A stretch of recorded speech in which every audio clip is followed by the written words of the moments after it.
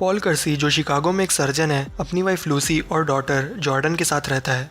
पूरी family Paul का birthday celebrate करने के लिए रेस्टोरेंट जाती है। वहाँ पॉल का भाई फ्रैंक भी आता है। रेस्टोरेंट का वाले मिगेल फैमिली को आपस में बात करते सुन लेता है कि वो आज रात पॉल का बर्थडे सेलिब्रेट करने बाहर जाने वाले हैं। तभी मिगेल नेविगेशन सॉफ्टवेयर से पॉल के घर के एड्रेस की फोटो ले लेता है।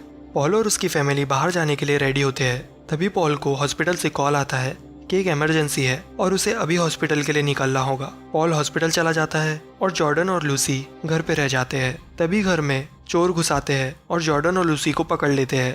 जॉर्डन और लूसी उनसे बचने की कोशिश करते हैं, पर चोर उन पे फायर कर देते हैं, जिसमें लूसी की डेथ हो जाती है और जॉर्डन कोमा में चली जाती है।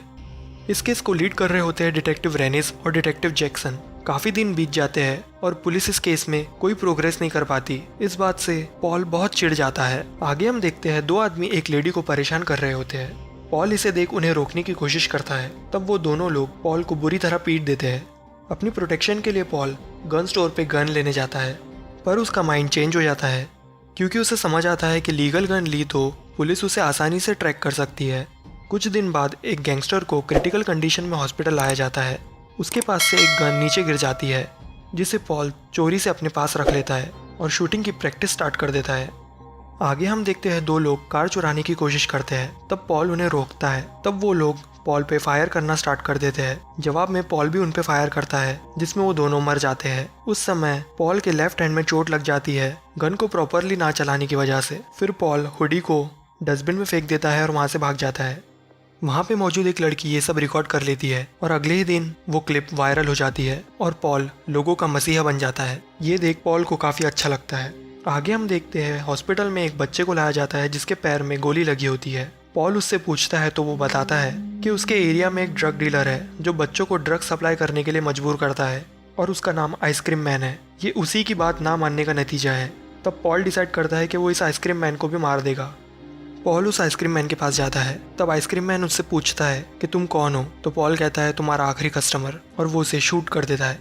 कुछ दिनों बाद हॉस्पिटल में एक क्रिटिकली इंजर्ड पेशेंट को लाया जाता है, जो रेस्टोरेंट का वैले मिगेल ही है, जिसने पॉल के घर का एड्रेस उन चोरों को दिया था। पॉल को मिगेल के हाथ में उसकी घड़ी दिखती है जो उस रात चोरी हुई थी। मिगेल मर जाता है और पॉल उसका फ़ोन अपने पास रख लेता है, जिसके ज़रिए से उसे ऐसे शराब की स्टोर का पता चलता है जो शराब की आड़ में चोरी की चीज़ें बेचते हैं। उस स्टोर का ओनर पोनीटेल पॉल को पहचान जाता है और चोरी करने वालों में से एक को मैसेज कर देता है जिसका नाम फिश है।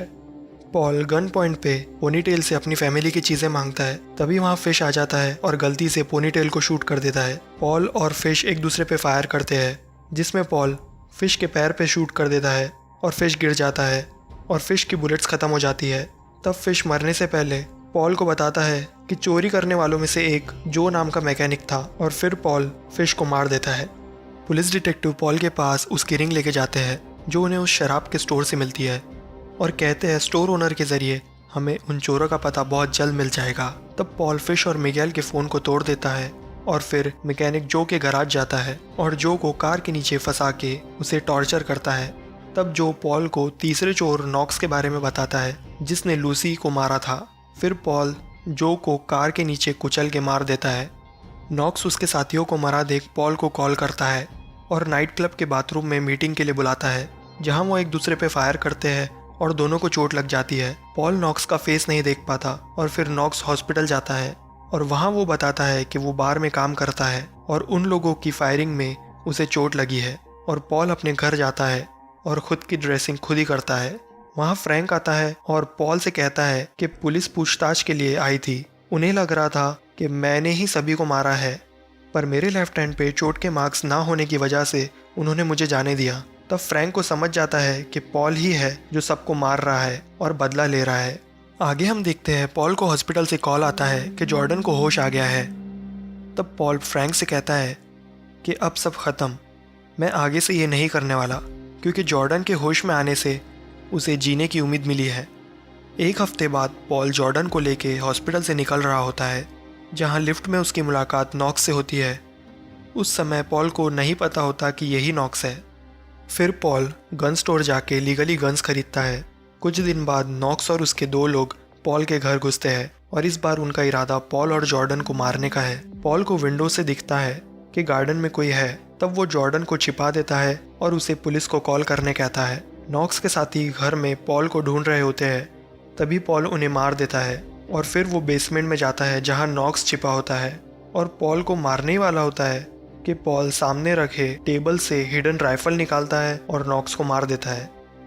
पुलिस आती है और पॉल उन्हें ये स्टोरी बताता है कि पिछले हादसे के बाद प्रोटेक्शन के लिए उसने गन्स खरीदी लीगली और ये चोर उन्हें मारने की कोशिश कर रहे थे, इसीलिए प्रोटेक्शन में उन्हें मार दिया और लेफ्ट हैंड पे चोट भी इसी कारण लगी है। डिटेक्टिव को समझ जाता है कि पॉल ही था जो लोगों को मार रहा था, क्योंकि उसके हाथ की चोट अभी की नहीं कई दिन पहले की लग रही थी।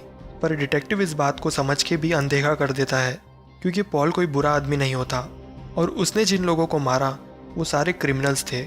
और मूवी यहाँ ख़त्म हो जाती है।